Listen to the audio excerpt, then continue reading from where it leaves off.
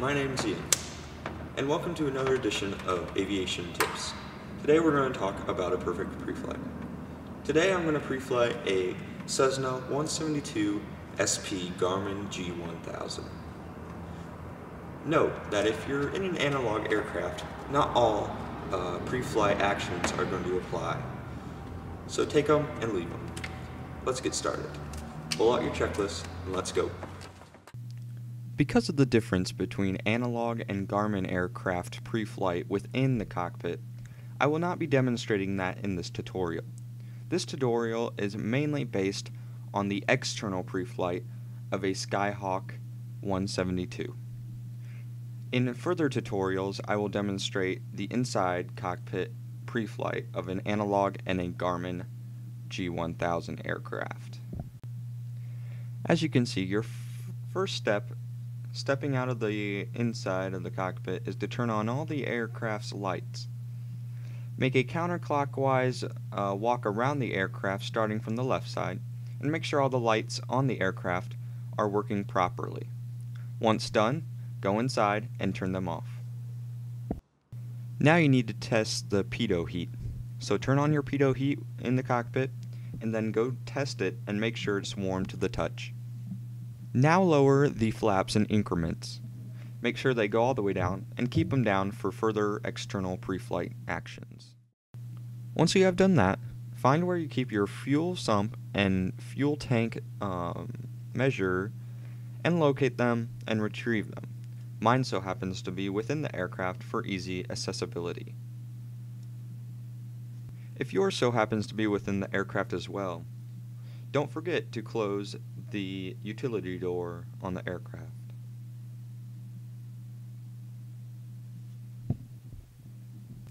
Now that you have your fuel drain tester, go to the left side of the wing and start sumping fuel out of each sump. Start nearest the door and work your way out. Look for any particles or water that may be included in the test fuel. Preferably, you can add it back to the tanks, or if you don't have that option, just dump it out. Repeat this for each sump on each side of the wing, and don't forget the ones under the nose wheel as well.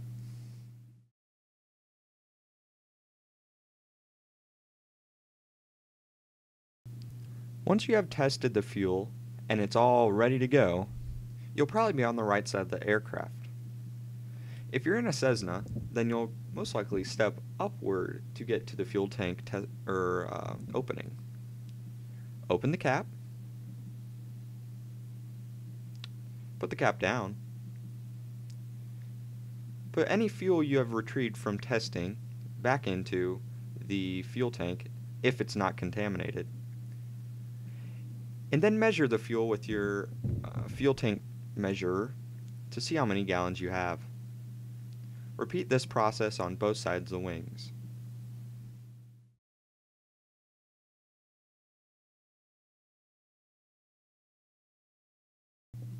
As you can see, I put my finger on top of the gauge and then apply pressure just like you would if you were drinking a drink with a straw, and it keeps the fuel in it. As you see, I had 15 gallons on the left side.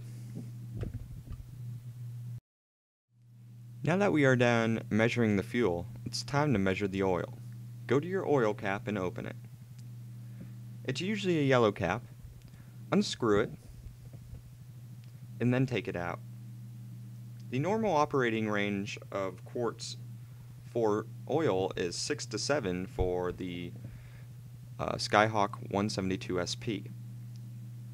As you can see a definite line of where the oil is. Look at it, and then put it back. Make sure not to put the cap too tight, because it then could get tighter when it heats up. Once you're done checking the oil, start on the left side of the aircraft at the wheel. Make sure the pressure is good, the brakes look good, and there's no fluids coming from the strut or the brake area.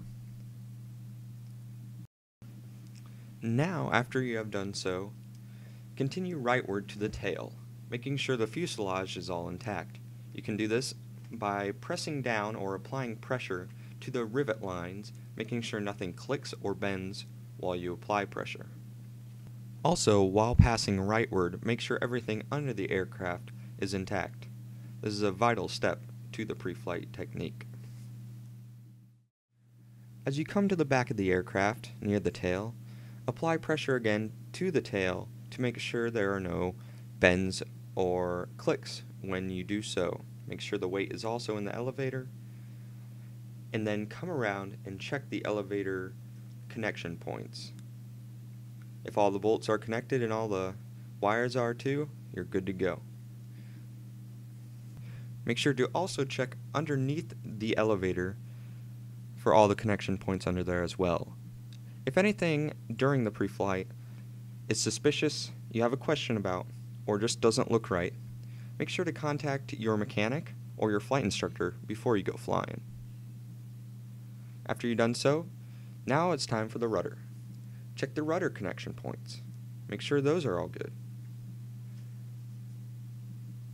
And then apply pressure to the middle of the rudder, making sure it does not interfere with the elevator.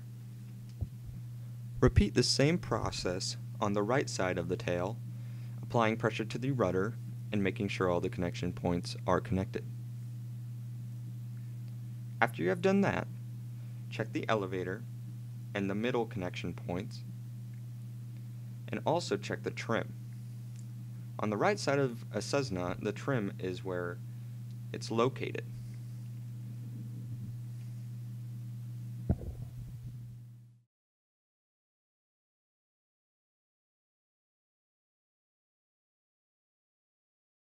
Underneath is where the trim connection point is. Make sure to check that as well. Once you have done that, again apply a pressure to the left side of the tail and make sure no clicks or bends occur. Now go down the right side and make sure the same process is done, and then it comes to the flaps. Take a look at the flaps. Make sure they're not hitting anything. Wiggle the flaps. Make sure they're not hitting anything. Check the connection points on the outside, and check the ailerons on the outside. Now go under the wing and check that all the flap connections and bolts are connected. Once you have done that, go along the wing checking the aileron piano key connectors, making sure none of those are broken.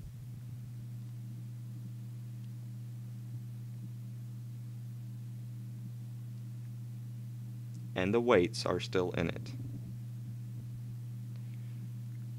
Then check the leading edge of the wing, making sure there's no bugs or dirt that may interfere with the aerodynamics of the airplane. And here comes the propeller. Check the propeller for any nicks or scratches. If a nick may occur, check to see the size of it, and then let your flight instructor know. Now check the belt to make sure it's not too loose or too tight. After you've done that, check the vent, make sure nothing's clogging it, and then check the hydraulic of the main front wheel. If it's any less than 3 fingers, contact your flight instructor. Don't forget to check the right wheel either, checking that there's good brakes and no fluid coming out of the strut.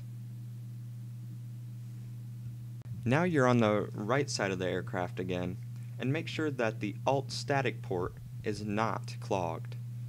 Check the front leading edge for no dirt, and then here's the stall warning horn.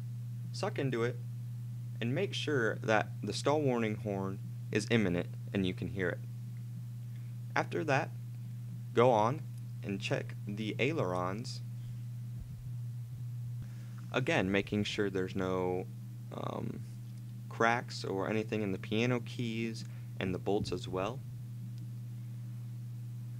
And then check the flaps as you did on the right side of the aircraft, making sure everything's intact as well. The perfect pre-flight tutorial is brought to you by PilotIan.com. Until next time, I'm Pilot Ian. Happy landings.